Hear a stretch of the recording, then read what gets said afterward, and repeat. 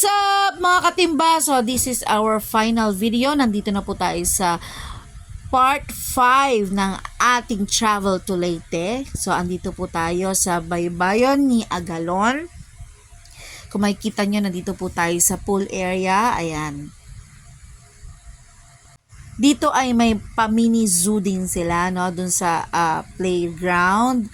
May mga monkey, may mga lovebirds, may owl, at saka may python na snakes. So, ayan.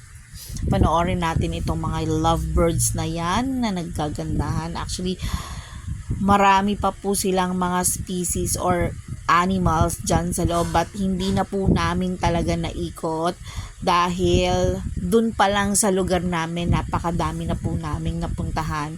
Ayan, kung saan itong resort na ito ay nagkalat ang mga iguana. Kumbaga, napaka typical na lang na makasama mo sila sa pool or makasama mo sila habang naglalakad ka. So, meron din iba't ibang species ng iguana dyan. Makikita nyo mamaya sa video.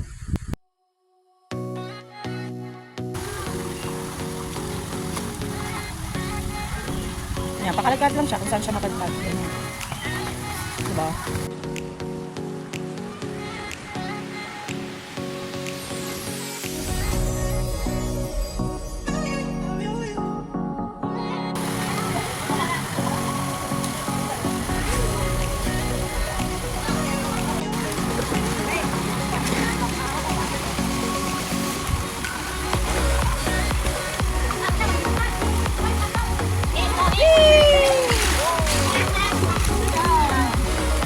Sinit tayo mag-slide.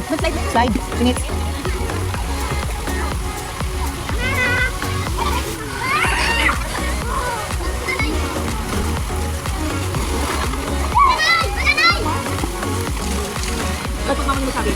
Ayan, nagkikabutang din guys. Ayan. Nagkabutang din. Let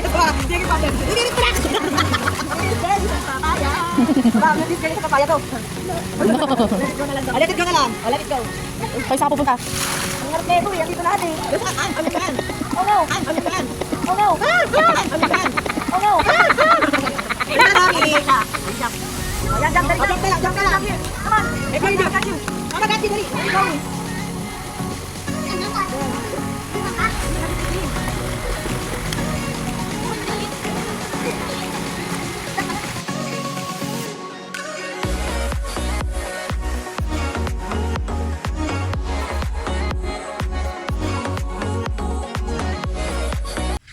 Ayan, nagkayayaan kami papunta sa dagat. Malapit lang naman yung lalakarin papunta doon. Kanina kasi masyadong mataas, high tide, kaya hindi na kami nagpunta. Ngayon, pahapon na, kaya nagtry na kaming tingnan kung mababa na yung tubig.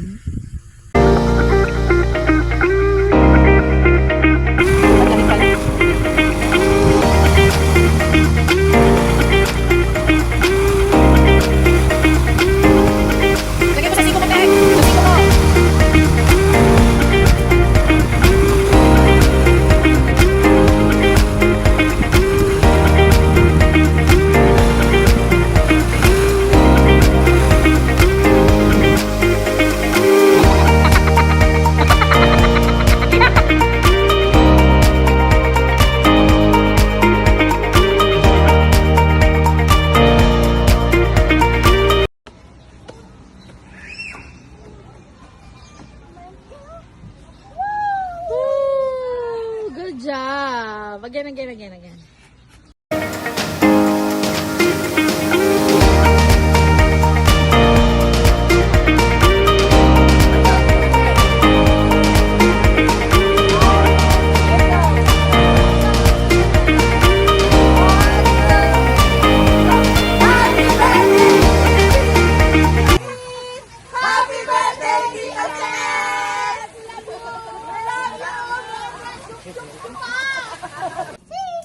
Bago umuwi, nagtry muna kami dito sa fish spa, no, kung ano yung feeling kasi this is our first time. So nakakakiliti talaga siya sobra. Yung parang maraming kuryente na nandun sa paa mo, nagva-vibrate siya. Pero kalaunan naman, ayan, masarap siya sa feeling kasi parang minamasahe na siya unti-unti. Naglakad-lakad ako ulit. So, ayun, nakita ko tong isang species ng iguana ulit. Medyo maliit pa siya and ang kulay niya ay green. And this is it, Pansit. This is our last stop for today. So, ayan, hapon na po yan nung kami ay makarating dyan sa 88 Cafe na yan. Na-hype yan at nag-trend dun sa Leyte kasi nga napakaganda ng ambience niya. At yung, lalo na yung lightings niya paggabi, grabe. Kaya lang, hindi na kami nagpaabot ng gabi dyan. In-enjoy na lang namin yung lamig ng klima.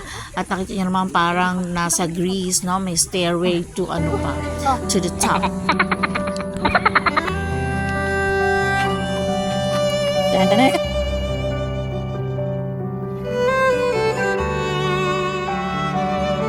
Calm and peaceful. Thank you, Lord, for a safe travel at sana po sa susunod ulit namin pagbabiyahe. Thank you for the blessing.